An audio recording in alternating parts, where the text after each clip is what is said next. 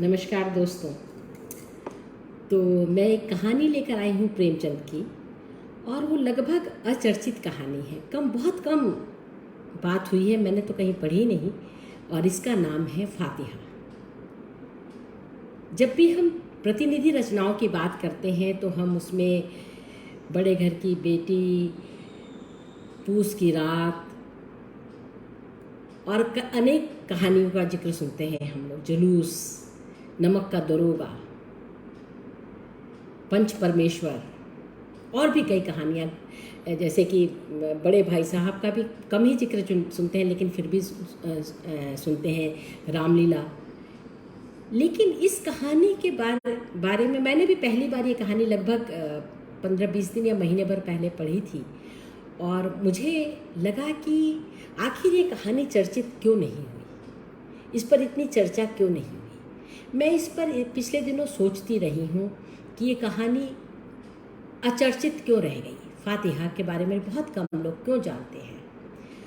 तो मैं सोच रही थी कि आप लोगों के सामने ये सवाल रख दूं, और उसके बाद मैं कहूं कि आप लोग सोचिए और मुझे बताइए। मधु जी नमस्कार। मुझे बताइए आप लोगों को क्यों ये कहानी मतलब लगा कि इसकी चर्चा क्यों नहीं हुई। ये मैं पूछना चाहती थी और जानना चाहती थी, या हम जानना चाहेंगे सब लोग मिलजुल करके। तो आप लोग चाहे तो कमेंट में लिख दीजिएगा, तो इससे बहुत लाभ हो जाता है। एक और बात जो मैं कहना चाह रही थी कि मैं जाने कैसे अपने पेज में जा नहीं पा रही हूँ, और इसीलिए इन दिनों मैं प्रोफाइल से कर रही हूँ। मैं अपने एडमिन्स को कह देती हूँ कि लिख दें कि मैं प्रोफाइल से कर रही हूँ, और मैं प्रोफाइल से कर रही हूँ। लेकिन इसके साथ मैं ये कहूँगी कि ये कहानी मैं तुरंत बाद, जैसे ये कहानी ख़त्म होगी उसके आप थोड़े ही देर बाद देखेंगे कि इसे मैं अपने यूट्यूब चैनल कहूँ एक प्रसंग पे लगा दूँगी, और आप लोग चाहे तो अपने दोस्तों को बता दें कि वहाँ पर भी इस कहानी को सुना जा सकता है। तो मैं कहानी पढ़ती हूँ और देखते हैं कि ये कहानी क्या है। आप में से बहुत लोगों ने पढ़ी भी होगी, लेकिन मुझे ये कहानी बहुत ही अपने खास ढंग से बहुत ही विशिष्ट कहानी लगी। इसका जो लोकेल है, इसका जो जगह है जहाँ से कहानी आ रही है वो अलग है, और इसमें चरित्र, एक एक चरित्र को जरूर नोट कीजिएगा कि चरित्र कैसे बिल्ड किया है प्रेमचंद जी, कैसे वो गठित करते हैं, चरित्रों का गठन कैसे करते हैं। इस लिहाज से ये बहुत महत्वपूर्ण कहानी है। फातिहा। सरकारी अनाथालय से निकलकर मैं सीधा फौज में भर्ती किया गया। मेरा शरीर हृष्ट-पुष्ट और बलिष्ठ था। साधारण मनुष्यों की अपेक्षा मेरे हाथ पैर कहीं लंबे और बहुत मजबूत थे। जानते हैं मेरी लंबाई क्या है? मेरी लंबाई है 6 फुट 9 इंच, और सब लोग मुझे देव कहते हैं। देव देवता वाले नहीं, राक्षस वाले। पुरानी हिंदी को जरा याद करें, उसमें देव राक्षसों को भी कहा, दानवों को कहा जाता था देव। जब से मैं फौज में भर्ती हुआ तब से मेरी किस्मत ने भी पलटा खाना शुरू किया, और मेरे हाथ से ऐसे कई काम हुए जिनसे मेरी प्रतिष्ठा के साथ साथ मेरी आय भी बढ़ी। मेजर सरदार हिम्मत सिंह जी की भी कृपा मेरे ऊपर बहुत है, क्योंकि मैंने एक बार उनकी जान बचाई थी। इसके अतिरिक्त न जाने क्यों उनको देखकर मेरे हृदय में भक्ति और श्रद्धा का संचार होता है। मुझे अपने माता पिता का पता नहीं है, उनकी कुछ याद भी नहीं है। कभी कभी जब मैं इस प्रश्न पर विचार करने बैठता हूँ तो कुछ धुंधले से दृश्य दिखाई देते हैं। बड़े बड़े पहाड़ों के बीच रहता हुआ एक परिवार और एक औरत का मुंह, जो शायद मेरी माँ का होगा। पहाड़ी के बीच ही मेरा पालन पोषण हुआ है। पेशावर से 80 मील दूर पूर्व में एक गांव है जिसका नाम कुलाहा है। वहीं पर एक सरकारी अनाथालय है, उसी में मैं पाला गया, और वहाँ से निकल करके सीधे फौज। मैं बहुत लंबा चौड़ा हूँ, जानते हैं। कभी कभी मुझे लगता है कि इन अफरीदियों से, जो सीमांत वाले अफरीदी हैं, उनसे मैं कितना कुछ मिलता जुलता हूँ। गिलजई, मस्तूदी आदि पहाड़ी कबीलों के लोग हैं ना, उनसे लगता है जैसे उनमें से मैं एक हूँ। लेकिन नहीं, मैं तो इधर पला हूँ ना। और फिर मैं पढ़ा लिखा भी हूँ, लिहाज कर सकता हूँ, बात कर सकता हूँ। उन लोगों को कुछ नहीं आता बात करना। और जानते हैं, एक बंदूक के लिए, एक रोटी के लिए, एक छोटी सी चीज़ के लिए वो मरने मारने पर उतारू हो जाते हैं। बाप रे बाप। कभी कभी तो मुझे लगता है कि मैं स्वच्छंद होकर पहाड़ों पर सैर करूं, लेकिन मैं जानता हूं इनके हत्थे चढ़ जाऊंगा तो तुरंत ही मुझे मार डालेंगे। क्यों? क्योंकि मैंने इनमें से बहुतों को मारा है, कईयों को उठा करके जेल में भर दिया है और कई गांव जला दिए हैं। हाँ हाँ, फौज ऐसा करती है। अगर किसी को पकड़ना हो और लोग ना पकड़ाएं तो पूरी की पूरी गांव जला देती है। और फिर हम तो अंग्रेज़ों के फौज वाले हैं ना, हमें तो ऐसे ही सिखाया इन लोगों ने। एक दिन मैं मेजर सरदार हिम्मत सिंह के घर की ओर जा रहा था। उस दिन 2 बजे थे दिन के। आजकल छुट्टी सी थी, क्योंकि अभी हाल ही में कई गांव हमने जला दिए थे और जल्दी उनकी तरफ से कोई आशंका नहीं थी। हम लोग निश्चिंत होकर गप और हंसी खेल में दिन गुजारते थे। बैठे बैठे दिल घबरा गया था।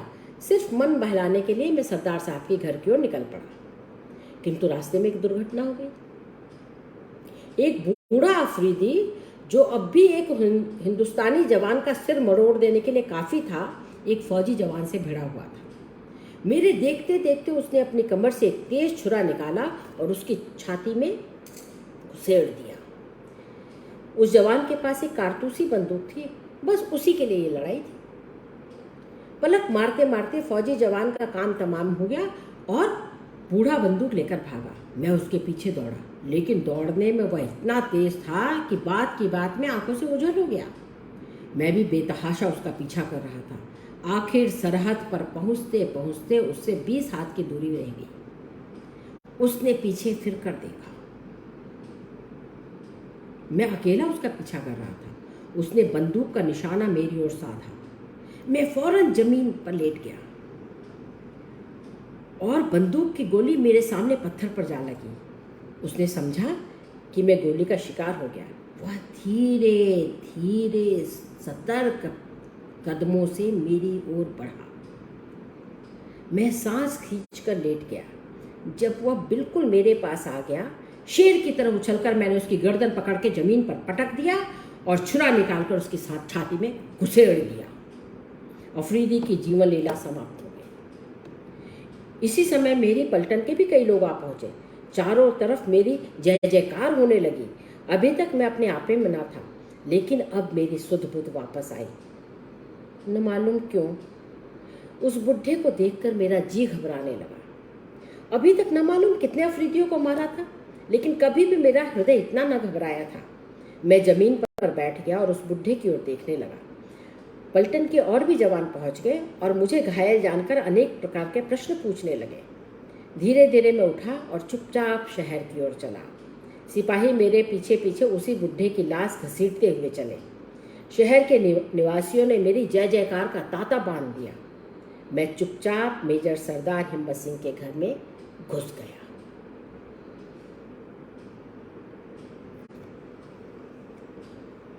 सरदार साहब उस समय अपने खास कमरे में बैठे हुए कुछ लिख रहे थे। उन्होंने मुझे देख करके पूछा, क्यों, उस अफरीदी को मारा है? मैंने बैठते हुए कहा, जी हाँ, मार दिया। प्रणाम अंकल, प्रणाम। आप आए पांडे जी? बहुत बहुत शुक्रिया आपका।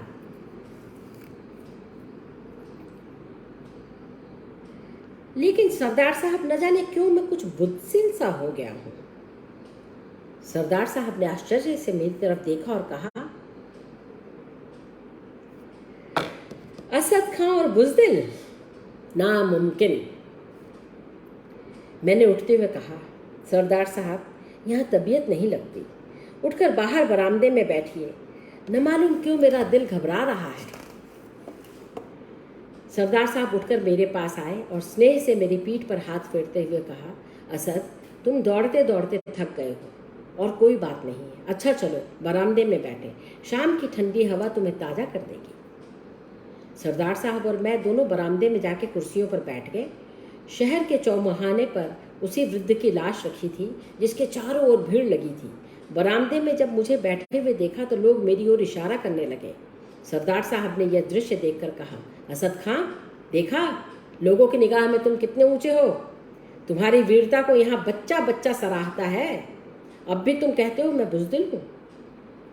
मैंने मुस्कुरा कर कहा, जब से उस बुढ़े को मारा है तब से जाने क्यों मेरा दिल बैठ रहा है, ऐसा लगता है धिक्कार रहा है मुझे। सरदार साहब ने हंसकर कहा, क्योंकि तुमने आज अपने से निर्बल को मारा है। मैंने अपनी दिल जमई करते हुए कहा, मुमकिन है ऐसा ही हो। इसी समय एक अफरीदी युवती, खूबसूरत युवती, धीरे धीरे आकर सरदार साहब के मकान के सामने खड़ी हो गई। जो ही सरदार साहब ने देखा, उनका मुंह सफ़ेद पड़ गया। उनकी भयभीत दृष्टि उसकी ओर से फिरकर मेरी ओर हुई। मैं भी आश्चर्य से उनके मुंह की ओर निहारने लगा। उस रमणी का सा सुगठित शरीर मर्दों का भी कम होता है। खाकी रंग के मोटे कपड़े का पायजामा और नीले रंग के मोटा कुर्ता पहने हुए थी। बलूची औरतों की तरह सिर पर रुमाल बांध रखा था। रंग चंपई था और यौवन की आभा फूट फूट कर बाहर निकली पड़ती थी। इस समय उसकी आंखों में ऐसी भीषणता थी जो किसी के दिल में भी भय का संचार करती। रमणी की आंखें सरदार साहब की ओर से फिरकर मेरी ओर आईं और मुझे उसने यूं घूरना शुरू किया कि मेरी तो किक्की सी बंद गई। रमणी ने सरदार साहब की ओर देखा और फिर जमीन पर थूक दिया, थूक, और फिर मेरी ओर देखती हुई धीरे धीरे दूसरी ओर निकल गई। इतनी घृणा थी उसकी आंखों में, इतना गुस्सा। उसे जाते देख सरदार साहब की जान में जान आई। मेरे सिर पर से तो मानो बला टली। मैंने सरदार साहब से पूछा, क्यों, क्या आप इसे जानते हैं? सरदार साहब ने गहरी ठंडी सांस लेकर कहा, हाँ, बखूबी। एक समय था जब यह मुझ पर जान देती थी और वास्तव में अपनी जान पर खेलकर इसने मेरी रक्षा की थी। लेकिन अब इसको मेरी सूरत से नफरत है। इसी ने मेरी औरत की हत्या की है। इसे जब कभी देखता हूँ मेरे होश हवास उड़ जाते हैं और वही दृश्य मेरी आंखों के सामने घूमने लगता है। मैंने भय विवल स्वर में पूछा, सरदार साहब, उसने मेरी ओर भी तो बड़ी भयानक दृष्टि से देखा था। न मालूम क्यों मेरे भी रोए खड़े हो गए थे। सरदार साहब ने सिर हिलाते हुए बड़ी गंभीरता से कहा, असद खां, तुम भी होशियार रहो। शायद इस बूढ़े अफरीदी से इसका कोई संपर्क है। मुमकिन है यह उसका भाई या बाप हो। तुम्हारी और उसका देखना कोई मान नहीं रखता है। बड़ी भयानक स्त्री है, ध्यान रखना। सरदार साहब की बात सुनकर मेरी नस नस कांप उठी। मैंने बातों का सिलसिला दूसरी ओर फेरते हुए कहा, सरदार साहब, आप इसको पुलिस के हवाले क्यों नहीं कर देते? इसको फांसी हो जाएगी। सरदार साहब ने कहा, भाई असद, इसने मेरे प्राण बचाए थे और शायद अब भी मुझे चाहती है। इसकी कथा बहुत लंबी है, कभी अवकाश मिला तो कहूँगा। सरदार की बातों ने मुझे भी कुतूहल से भर दिया था। मैंने उनसे वह वृत्तांत सुनाने के लिए आग्रह करना शुरू किया। पहले तो उन्होंने टालना चाहा, पर जब मैंने बहुत जोर दिया तो विवश होकर बोले, असद, मैं तुम्हें अपना भाई समझता हूँ, इसलिए तुमसे कोई पर्दा तो है नहीं। लो सुनो मेरी कहानी। असद खां 5 साल पहले मैं इतना बूढ़ा न था जैसा कि अब दिखता हूँ। मुझे अचानक लगा स्त्री की मौत शायद इसी ने सरदार साहब को बूढ़ा कर दिया है। उस समय मेरी उम्र यही कोई 40 उससे कम ही थी। एक भी बाल सफ़ेद ना हुआ था और उस समय मुझ में इतना बल था कि 2 जवानों से मैं एक साथ लड़ लेता था।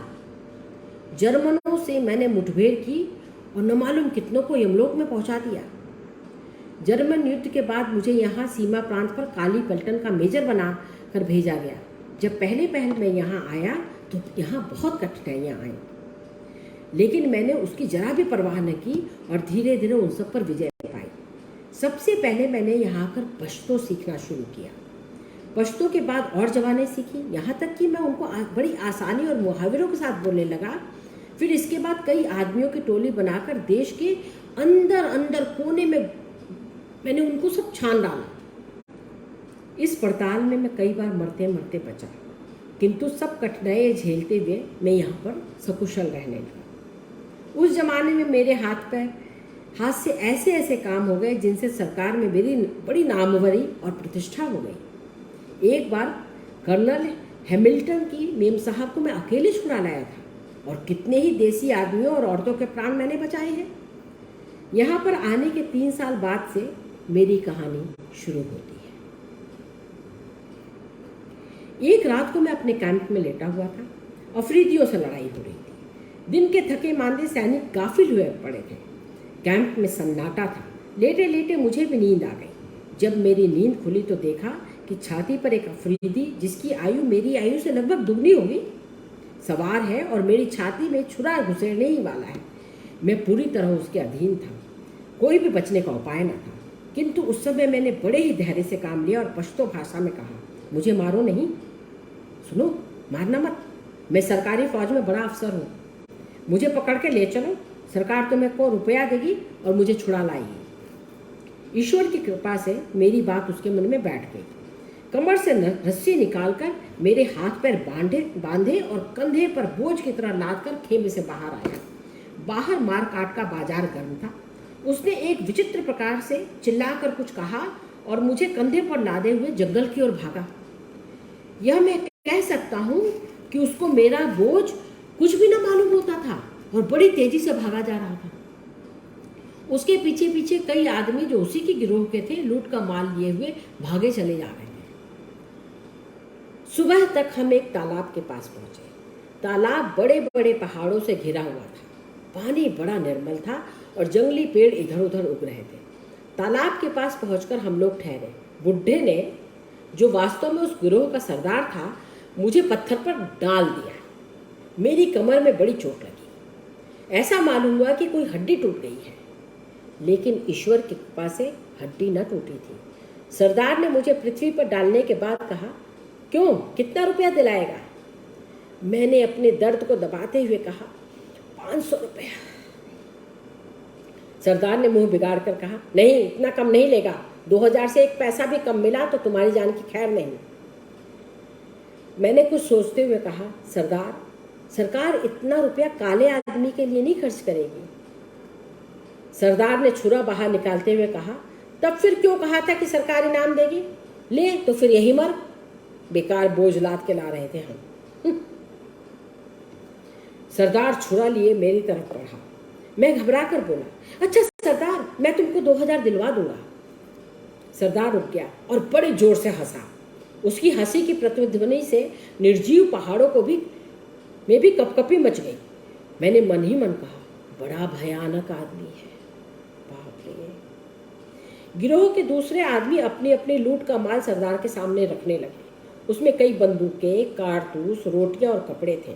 मेरी भी तलाशी ली गई। मेरे पास एक 6 फायर का तमंचा था। तमंचा पाकर सरदार उछल पड़ा और उसे फिरा फिरा कर देखने लगा। वहीं पर उसी समय हिस्सा बांट शुरू हो गया। बराबर का हिस्सा लगा, लेकिन मेरा रिवॉल्वर उसमें नहीं शामिल किया गया।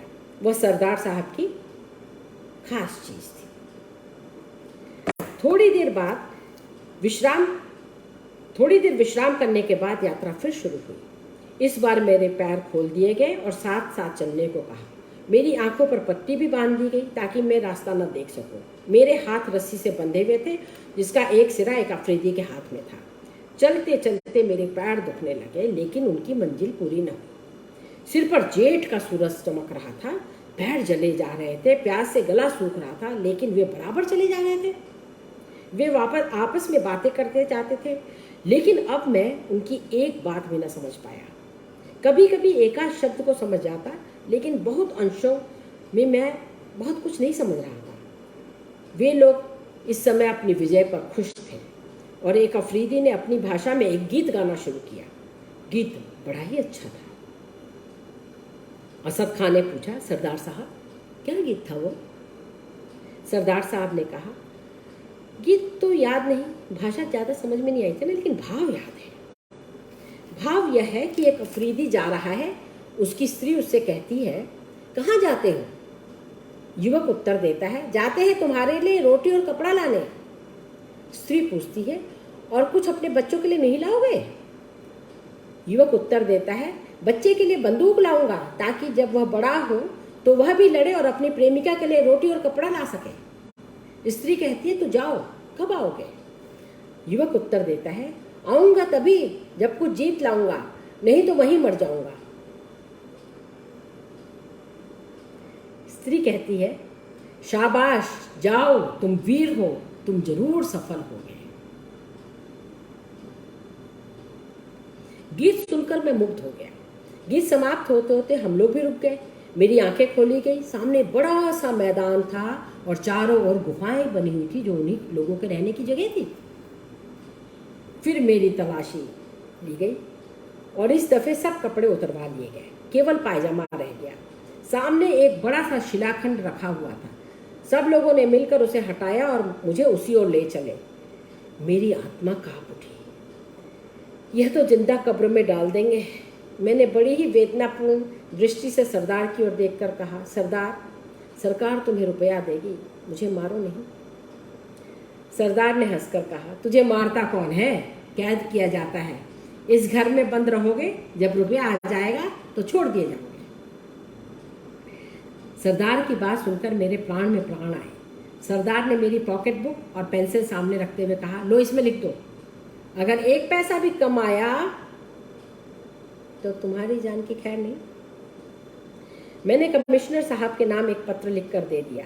उन लोगों ने मुझे उसी अंधकूप में लटका दिया और रस्सी खींच ली। सरदार साहब ने एक लंबी सांस ली और फिर कहना शुरू किया, असद खां, जिस समय मैं उस कुएं में लटकाया जा रहा था, मेरी अंतरात्मा कांप रही थी। नीचे घटाटोप अंधकार की जगह हल्की चांदनी छाई हुई थी। भीतर से गुफा न बहुत छोटी थी न बहुत बड़ी। फर्श खुरदरा था और मालूम होता था बरसों यहाँ पर पानी की धारा गिरी है और यह गड्ढा तब जाकर तैयार हुआ है। पत्थर की मोटी दीवार से वह कूप घिरा हुआ था और उसमें जहाँ तहाँ छेद थे जिनसे प्रकाश और वायु आया करती थी। नीचे पहुंचकर मैं अपनी दशा का हेर फेर सोचने लगा। दिल बहुत घबराता था। काल कोठरी की यंत्रणा भोगना भी भाग्य में विधाता ने लिख दिया था। धीरे धीरे संध्या हुई। उन लोगों ने अभी तक मेरी कुछ खोज खबर न ली थी। भूख से आत्मा व्याकुल हो रही थी। बार बार विधाता और अपने को कोसता। जानते हो ना, जब मनुष्य निरुपाय हो जाता है तो विधाता को कोसता है। अंत में एक छेद से 4 बड़ी बड़ी रोटियां किसी ने बाहर से फेंकी। जिस तरह कुत्ता एक रोटी के टुकड़े पर दौड़ता है, वैसे ही मैं दौड़ा और उठाकर उस छेद की ओर देखने लगा। लेकिन फिर किसी ने कुछ न फेंका और न ही कुछ आदेश मिला। मैं बैठकर रोटियां खाने लगा। थोड़ी देर बाद उसी छेद पर एक लोहे का प्याला रख दिया गया जिसमें पानी भरा हुआ था। मैंने परमात्मा को धन्यवाद दे पानी उठाकर पी लिया। जब आत्मा कुछ तृप्त हुई तो कहा, थोड़ा पानी और चाहिए। इस पर दीवार की उस ओर से एक भीषण हंसी की प्रतिध्वनि सुनाई दी और किसी ने खनखनाते हुए स्वर में कहा, पानी अब कल मिलेगा। प्याला दे दो, नहीं तो कल भी पानी नहीं मिलेगा। क्या करता, हार कर प्याला वहीं रख दिया। इसी प्रकार कई दिन बीत गए। नित्य दोनों समय 4 रोटियां और एक प्याला पानी मिल जाता था। धीरे धीरे मैं भी इस शुष्क जिंदगी का आदी हो गया। निर्जनता अब उतनी न खुलती। कभी कभी मैं अपनी भाषा में और कभी कभी पश्तो में गाता। इससे तबीयत कुछ बहल जाती और मन भी कुछ शांत हो जाता। एक दिन रात्रि के समय मैं एक पश्तो गीत गा रहा था। मजनू झुलसाने वाले हवा के बगुलों से कह रहा है, तुम में क्या वह हरारत नहीं है जो काफिलों को जलाकर खाक कर देती है? आखिर वह गर्मी मुझे क्यों नहीं जलाती? क्या इसलिए कि मेरे अंदर खुद एक आग भरी हुई है? देखो, जब लैला ढूंढती हुई यहाँ आवे तो मेरा शरीर बालू से ढक देना, नहीं तो शीशे की तरह लैला का दिल टूट जाएगा। मैंने गाना बंद कर दिया। उसी समय छेद में से किसी ने कहा, कैदी, फिर तो गाओ। मैं चौंक पड़ा। कुछ खुशी भी हुई, कुछ आश्चर्य भी। पूछा, तुम कौन हो? उसी छेद से उत्तर मिला, मैं हूँ तूरिया। तूरिया, सरदार की लड़की हूँ। मैंने पूछा, क्या तुमको गाना पसंद है? तूरिया ने उत्तर दिया, हाँ हाँ कैदी गाओ, मैं फिर से सुनना चाहती हूँ। मैं हर्ष से गाने लगा। गीत समाप्त होने पर तूरिया ने कहा, तुम रोज यही गीत मुझे सुनाया करो, इसके बदले मैं तुमको और रोटियां और पानी भी ज्यादा दूंगी। तूरिया चली गई। इसके बाद मैं सदा रात के समय वही गीत गाता और तूरिया सदा दीवार के पास आकर सुनती। मेरे मनोरंजन का एक मार्ग और निकल आया। धीरे धीरे 1 महीना बीत गया, पर किसी ने अभी तक मेरे छुड़ाने के लिए रुपया न भेजा। ज्यों ज्यों दिन बीतते जाते मैं अपने जीवन से निराश होता जाता। ठीक 1 महीने बाद सरदार ने आकर कहा, कैदी, अगर कल तक रुपया ना आया तो तुम मार डाले जाओगे। अब मैं तुम्हें रोटियां नहीं खिला सकता। मुझे जीवन की कोई आशा न रही। उस दिन न मुझसे खाया गया न कुछ पिया ही गया। रात हुई, फिर रोटियां फेंक दी गई, लेकिन खाने की इच्छा ही नहीं हुई। निश्चित समय पर तूरिया ने आकर कहा, कैदी गाना सुनाओ। उस दिन मुझे कुछ ना अच्छा लगता था। मैं चुप रहा। तूरिया ने फिर कहा, सो गए क्या? मैंने बड़े ही मलिन स्वर में कहा, नहीं, आज सोकर क्या करूं? कल सोऊंगा तो फिर जागना ही ना होगा। तूरिया ने प्रश्न किया, क्यों? क्या सरकार रुपया ना भेजेगी? मैंने उत्तर दिया, भेजेगी तो, लेकिन कल तो मैं मार डाला जाऊंगा। मेरे मरने के बाद रुपया आया भी तो मेरे किस काम का? तूरिया ने सांत्वना पूर्ण स्वर में कहा, अच्छा तुम गाओ, मैं कल तुम्हें नहीं मरने दूंगी। मैंने गाना शुरू कर दिया। जाते समय तूरिया ने पूछा, कहती तुम कटघरे में रहना पसंद करोगे? मैंने खुश होकर कहा, हाँ हाँ, किसी तरह इस नरक से तो छुटकारा मिले। तूरिया ने कहा, अच्छा मैं कल अब्बा से बात करूंगी। दूसरे ही दिन मुझे अंधकूप से बाहर निकाल दिया गया। मेरे दोनों पैर 2 मोटी शहतीरों के छेद में बंद कर दिए गए और वह काठ की ही कीलों से प्राकृतिक गड्ढे में कस दिए गए।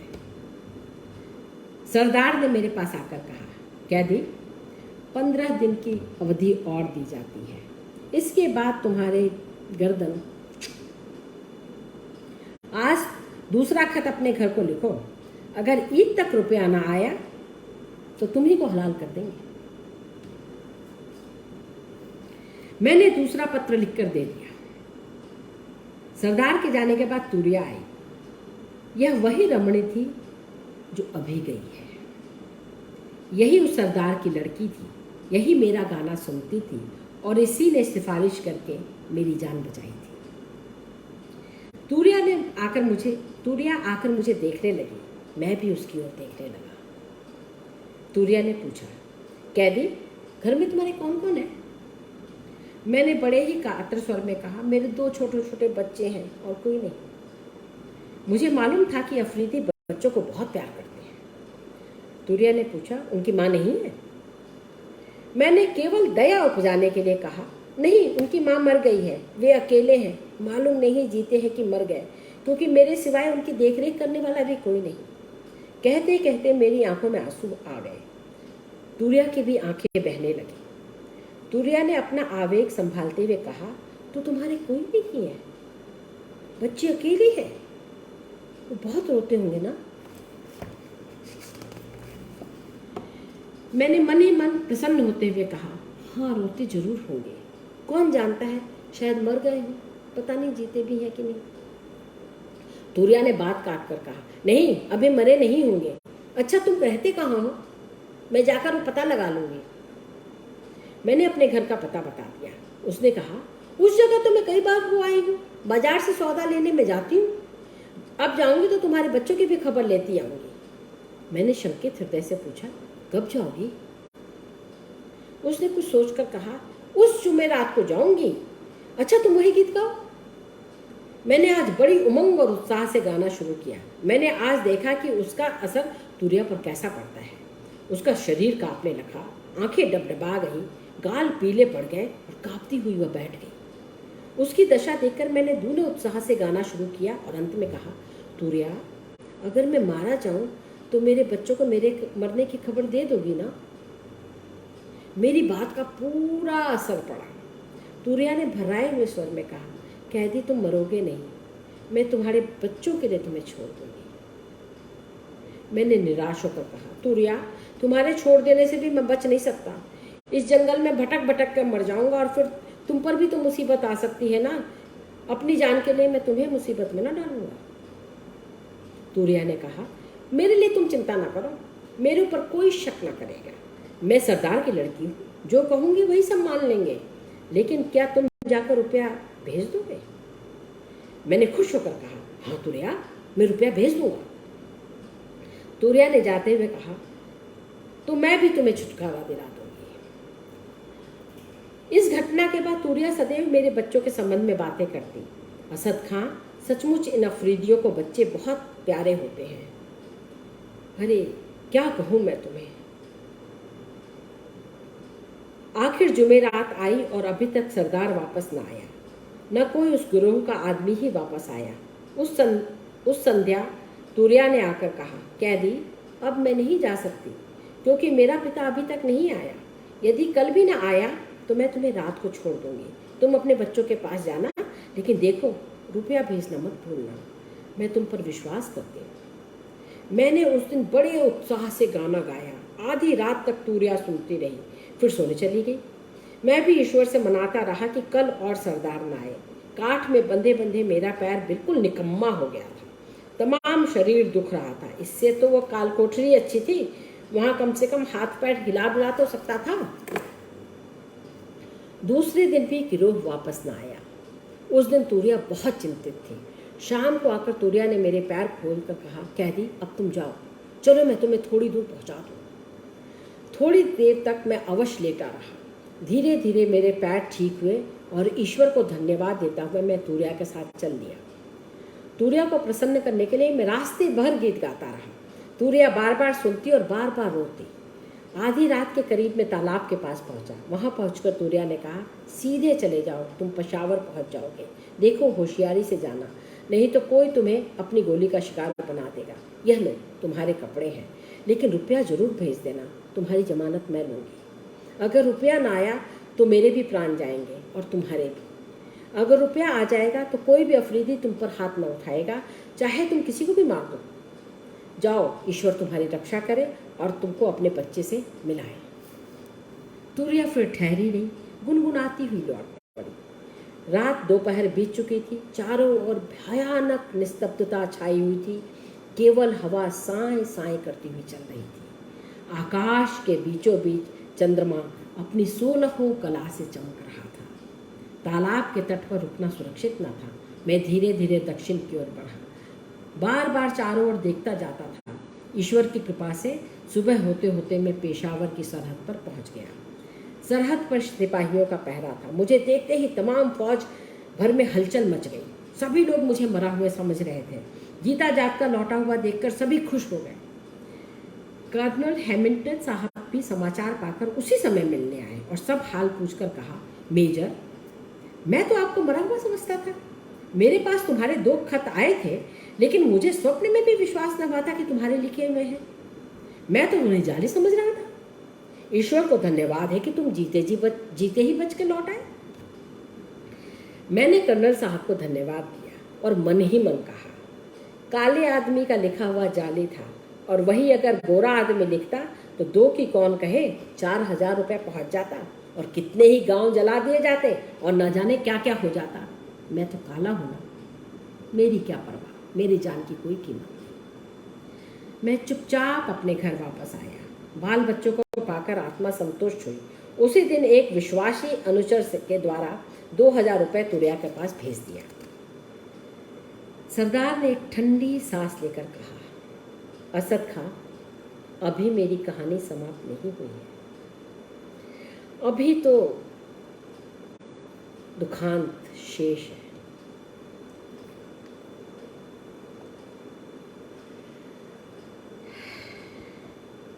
यहाँ आकर मैं धीरे धीरे अपनी सब मुसीबतें भूल गया, लेकिन तूर्या को न भूल सका। तूरिया की कृपा से ही मैं अपनी स्त्री और बच्चों से मिल सका था। यही नहीं, जीवन भी तो पाया था मैंने, फिर भला उसे कैसे भूल जाना। महीनों और सालों बीत गए और मैंने तूरिया को और ना उसके बाप को कभी देखा। तूरिया ने आने के लिए कहा, लेकिन वह आई नहीं। वहाँ से आकर मैंने अपनी स्त्री को और उसके मायके भेज दिया, क्योंकि ख्याल था कि शायद तूरिया आए तो फिर मैं झूठा बनूंगा। लेकिन जब 3 साल बीत गए और तूरिया ना आई तो मैं निश्चिंत हो गया और स्त्री को मायके से बुला लिया। हम लोग सुखपूर्वक दिन काट रहे कि अचानक दुर्दशा की घड़ी आ गई। एक दिन संध्या के समय उसी बरामदे में बैठा अपनी स्त्री से बातें कर रहा था कि किसी ने बाहर का दरवाज़ा खटखटाया। नौकर ने दरवाज़ा खोल दिया और बेधड़क जीना चढ़ती हुई एक काबुली औरत ऊपर चली आई। उसने बरामदे में आकर विशुद्ध पश्तो भाषा में पूछा, सरदार साहब कहाँ हैं? मैंने कमरे के भीतर आकर पूछा, तुम कौन हो? हैं, कौन हो? क्या चाहती हो भाई? उसी स्त्री ने कुछ मूंगे निकालते हुए कहा, ये मूंगे मैं बेचने आई हूँ, खरीदिएगा। यह कहकर उसने बड़े बड़े मूंगे निकालकर मेज पर रख दिए। मेरी स्त्री भी मेरे साथ कमरे के भीतर आई थी। वह मूंगे उठाकर देखने लगी। उसी काबुली औरत ने पूछा, सरदार साहब, ये कौन है आपकी? मैंने उत्तर दिया, मेरी स्त्री है, और कौन है? काबुली स्त्री ने कहा, आपकी स्त्री तो मर चुकी, क्या आपने दूसरी शादी कर ली? मैंने रोषपूर्ण स्वर में कहा, चुप बेवकूफ कहेगी, तू मर गई होगी। मेरी स्त्री पश्तो नहीं जानती थी, वह तन्मय होकर के मूंगे देख रही थी। किंतु मेरी बात सुनकर न मालूम क्यों काबुली औरत की आंखें चमकने लगी। उसने बड़े ही तीव्र स्वर में कहा, हाँ, बेवकूफ ना होती तो तुम्हें छोड़ कैसे देती? दो जखी पिल्ले, मुझसे झूठ बोला है। ले, अगर तेरी स्त्री मरी न थी तो अब मर गई। कहते कहते शेरनी की तरह लपक कर उसने एक तेज छुरा मेरी स्त्री की छाती में उतार दिया। मैं उसे रोकने के लिए आगे बढ़ा, लेकिन वह कूद करके आंगन में चली गई और बोली, अब पहचान ले, मैं तूरिया हूँ। मैं आज तेरे घर में रहने के लिए आई थी। मैं तुझसे शादी करके तेरी होकर रहती। तेरे लिए मैंने बाप घर सब कुछ छोड़ दिया, लेकिन तू झूठा है, मक्कार है। तू अब अपनी बीवी का नाम ले और रो, मैं आज से तेरे नाम को रोऊंगी। यह कहकर वो तेजी से नीचे चली। अब मैं अपनी स्त्री के पास पहुंचा। छुरा ठीक छाती में लगा था। एक ही बार ने उसका काम तमाम कर दिया था। डॉक्टर बुलवाया, लेकिन वह मर चुकी थी। कहते कहते सरदार की आंखों में आंसू आ गए। उन्होंने अपनी भीगी हुई आंखों को पोंछकर कहा, असद खां, मुझे सपने में भी अनुमान न था कि तूरिया इतनी पिशाच हृदय होगी। अगर मैं पहले उसे पहचान लेता तो यह आफत ना आती, लेकिन कमरे में अंधकार था और इसके अतिरिक्त मैं उसकी ओर से निराश भी हो गया। तब से फिर कभी तूरिया नहीं आई। अब जब कभी मुझे देखती है तो मेरी ओर देखकर नागिन की तरह फुफकारती हुई चली जाती है। मुझे देखकर मेरा हृदय कांपने लगता है और मैं अवश हो जाता हूँ।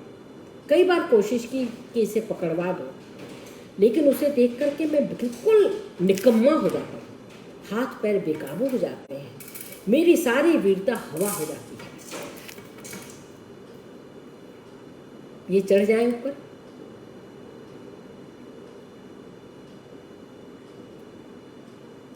यही नहीं, तूरिया का मोह अब भी मेरे ऊपर है। मेरे बच्चों को हमेशा वह कोई ना कोई बहुमूल्य चीज दे जाती है। जिस दिन बच्चे उसे नहीं मिलते, दरवाजे के भीतर फेंक जाती है। उनमें एक कागज का टुकड़ा बंधा होता है जिसमें लिखा रहता है, सरदार साहब के बच्चों के लिए। मैं अभी तक इस स्त्री को समझ नहीं पाया। जितना भी समझने का यत्न करता हूँ, उतनी ही याद कठिन होती जाती है। नहीं समझ पाता कि वह मानवी है या राक्षसी।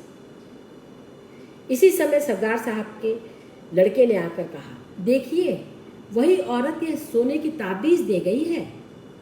सरदार ने मेरी ओर देखकर कहा, देखो असद खां, देखो, मैं तुमसे कहता ना था, देखो आज भी यह ताबीज दे गई। न मालूम कितने ही ताबीज और दूसरी चीजें अर्जुन और निहाल को दे गई होगी। कहता हूँ, जानिए कैसी औरत है, बहुत विचित्र है, बहुत। सरदार साहब से विदा होकर मैं घर चला। चौरास्ते से बुढ़े की लाश हटा दी गई थी, पर वहां पहुंचकर मेरे रोए खड़े हो गए। मैं आप ही आप 1 मिनट को वहां रुक गया। सहसा पीछे देखा। छाया की तरह एक औरत मेरे पीछे पीछे चली आ रही थी। मुझे खड़ा देखकर वह स्त्री रुक गई और एक दुकान से कुछ खरीदने लगी। मैंने अपने हृदय से प्रश्न किया, क्या वह तूरिया है? हृदय ने उत्तर दिया, हाँ वह तूरिया है। तूरिया मेरा पीछा क्यों कर रही है? यह सोचता हुआ मैं घर पहुंचा और खाना खाकर जा लेटा। पर आज की घटनाओं का मुझ पर ऐसा असर पड़ा था कि किसी भी तरह नींद न आती थी। जितना ही मैं सोने का यत्न करता, उतना ही नींद मुझसे दूर भागती। फौजी घड़ियाल ने 12 बजाए, 1 बजाए, 2 बजाए, लेकिन मुझे नींद न आई। मैं करवटें बदलता हुआ सोने का उपक्रम कर रहा था। इसी उधेड़पुर में जाने कब नींद ने मुझे धर दबाया, यह तो मुझे याद नहीं कब।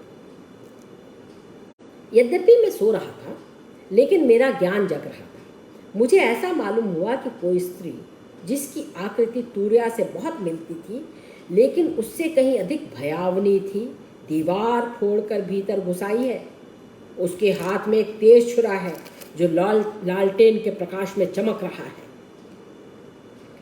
वह दबे पांव सतर्क नेत्रों से ताकती हुई धीरे धीरे मेरी ओर बढ़ रही है। मैं उसे देखकर उठना चाहता हूँ, लेकिन मेरे हाथ पैर बेकाबू हैं, मानो उनमें जान है ही नहीं। वह स्त्री मेरे पास पहुंच गई, थोड़ी देर तक मेरी ओर देखा और फिर अपने छुरे वाली हाथ को ऊपर उठाया। मैं चिल्लाने का उपक्रम करने लगा, लेकिन मेरी घिघी बंद गई। कंठ से एक शब्द न फूटा। उसने मेरे दोनों हाथों को अपने घुटने के नीचे दबाया और मेरी छाती पर सवार हो गई। मैं छटपटाने लगा और मेरी आँख खुल गई। सचमुच एक काबुली औरत मेरी छाती पर सवार थी। उसके हाथ में छुरा था और वह छुरा मारना ही चाहती थी। मैंने कहा, कौन? तूरिया? वह वास्तव में तूरिया ही थी। उसने मुझे बलपूर्वक दबाते हुए कहा, हाँ मैं तूरिया ही हूँ। आज तूने मेरे बाप का खून किया है, उसके बदले आज तेरी जान जाएगी। यह कहकर उसने अपना छुरा ऊपर उठाया। इस समय मेरे सामने जीवन और मरण का प्रश्न था। जीवन की लालसा ने मुझमें साहस का संचार किया और मैं मरने को तैयार न था। मेरे अरमान और उमंगें अभी बाकी थी। मैंने बलपूर्वक अपना दाहिना हाथ छुड़ाने का यत्न किया और एक ही झटके से मेरा हाथ छूट गया। मैंने पूरी ताकत से तूरिया का छुरा वाला हाथ पकड़ लिया। न मालूम क्यों तूरिया ने कुछ भी विरोध नहीं किया। वह मेरे हाथ को देखते हुए मेरी छाती से उतर गई। उसकी आंखें पथराई हुई थी और वह एक टक मेरे हाथ को देखे जा रही थी। मैंने हंसकर कहा, तूरिया अब तो पासा पलट गया, अब तेरे मरने की बारी है। तेरे बाप को मारा, अब तुझे मारना है। तूरिया अब भी एक टक मेरे हाथ की ओर देख रही थी। उसने कुछ भी उत्तर न दिया। चुप। मैंने उसे झंझोड़ते हुए कहा, बोलती क्यों नहीं? अब तो तेरी जान मेरी मुट्ठी में है। तूरिया का मुंह टूटा। उसने बड़े गंभीर और दृढ़ कंठ से कहा, तू मेरा भाई है। तूने आज अपने बाप को मारा है।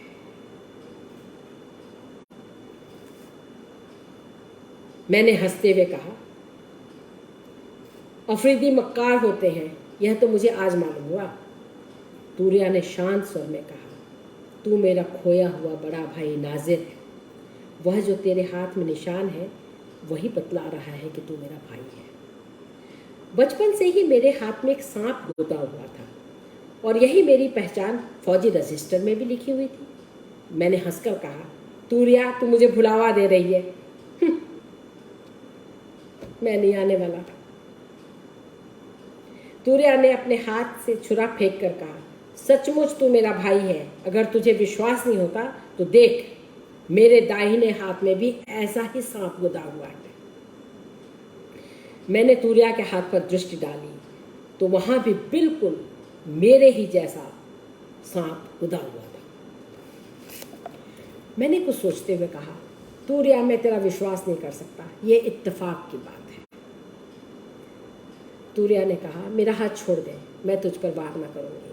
अफरीदी झूठ नहीं बोलते। मैंने उसका हाथ छोड़ दिया। वह जमीन पर बैठ गई और मेरी ओर देखने लगी। थोड़ी देर बाद उसने कहा, अच्छा, तुझे अपने माँ बाप का पता है? मैंने सिर हिलाकर उत्तर दिया, नहीं, मैं सरकारी अनाथालय में पला हूँ। मेरी बात सुनकर तूरिया उठ खड़ी हुई और बोली, तब तो तू मेरा खोया हुआ बड़ा भाई नाजिर ही है। मेरे पैदा होने के 1 साल पहले तू खोया था। मेरे माँ बाप तब सरकारी फौज पर छापा डालने के लिए आए थे और तू भी साथ था। मेरी माँ लड़ने में बड़ी होशियार थी। तू उनकी पीठ से बंधा हुआ था और वे लड़ रही थी। इसी समय एक गोली उसके पैर में लगी और वे गिरकर बेहोश हो गई। तब तुझे कोई खोल ले गया। मेरी माँ को मेरे बाप अपने कंधे पर उठा लाया, लेकिन तुझे खोज ना सका। बहुत तलाश की, लेकिन कहीं भी तेरा पता न चला। अम्मा अक्सर तेरी बात करती थी, उनके हाथ में भी निशान था। यह कहकर उसने फिर वही हाथ मुझे दिखलाया। मैं उसका और अपना सांप मिलाने लगा। वास्तव में दोनों सांप हूबहू एक से थे, बाल भर का भी अंतर न था। मैं हताश सा होकर चारपाई पर गिर पड़ा। तूरिया मेरे पास बैठकर स्नेह से मेरे माथे का पसीना पोंछने लगी। उसने कहा, नाजिर, माँ कहती थी कि तू मरा नहीं, जिंदा है। एक दिन जरूर तू हम लोगों से मिलेगा। तूरिया की बात पर अब भी मुझे विश्वास न था, लेकिन जाने क्यों उसके स्पर्श से लगा कि वो सच कह रही है। जाने मेरे हृदय में कौन बैठा हुआ कह रहा था कि तूरिया जो कहती है ठीक है।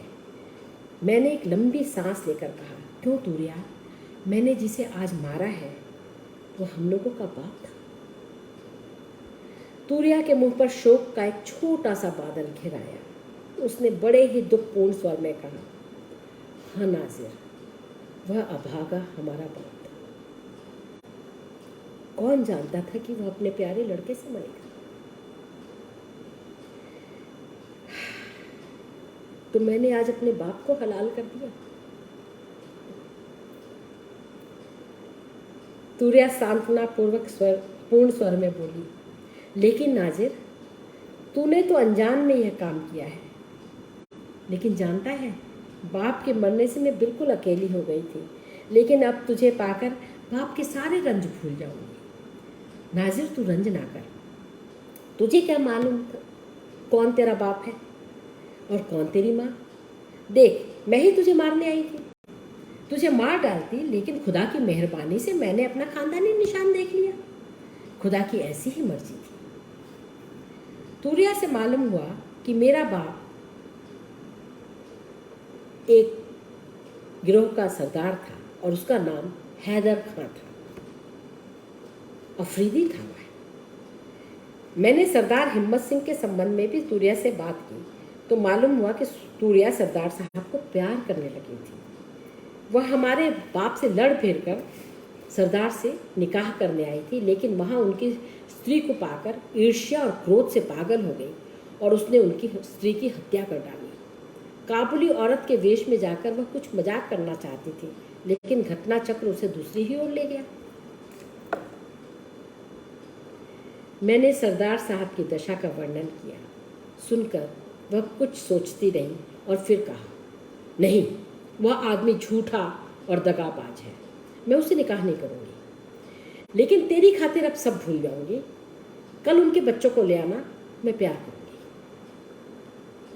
प्रातःकाल तूरिया को देखकर मेरा नौकर आश्चर्य करने लगा। मैंने उससे कहा, ये मेरी बहन है। नौकर को मेरी बात पर विश्वास न हुआ। तब मैंने विस्तार पूर्वक सब हाल कहा और उसी समय अपने बाप की लाश की खबर लेने के लिए उसे भेज दिया। नौकर ने आकर कहा, लाश अभी तक थाने में रखी हुई है। मैंने बड़े साहब के नाम एक पत्र लिखकर सब हाल बता दिया और लाश पाने के लिए दरख्वास्त की। उसी समय साहब के यहाँ से स्वीकृति आ गई। एक पत्र लिखकर मेजर साहब को भी बुलाया। मेजर साहब ने आकर कहा, क्या बात है असद, इतनी जल्दी आने के लिए क्यों कहा? मैंने हंसते हुए कहा, मेजर साहब, मेरा नाम अब असद नहीं, मेरा असली नाम है नाजिर। मेजर साहब ने साश्चर्य मेरी ओर देखकर कहा, रात भर में तुम कहीं पागल तो नहीं हो गए? मैंने हंसते हुए कहा, नहीं सरदार साहब, अभी और सुनिए। तूरिया मेरी सगी बहन है और जिसे कल मैंने मारा वो मेरा बाप था। सरदार साहब मेरी बात सुनकर मानो आकाश से नीचे गिरे। उनकी आंखें कपाल पर चढ़ गईं। उन्होंने कहा, असद, तुम मुझे पागल कर दोगे। मैंने सरदार साहब का हाथ पकड़कर कहा, आइए तूरिया के मुंह से ही सब हाल सुन लीजिए। तूरिया मेरे यहाँ बैठी हुई आप ही की प्रतीक्षा कर रही है। मैंने सरदार साहब को अंदर किया। वे सख्ते की हालत में मेरे पीछे पीछे चले। तूरिया उन्हें आते देख करके खड़ी हुई और हंसती हुई बोली, कैदी, वही गीत सुनाओ। तूरिया की बात सुनकर मैं और सरदार साहब हंसने लगे। सरदार साहब को बिठाकर मैंने विस्तार पूर्वक सब हाल कहा। कहानी सुनकर सरदार साहब ने मुझसे कहा, नाजिर, अब मैं तुम्हें नाजिर ही कहूँगा।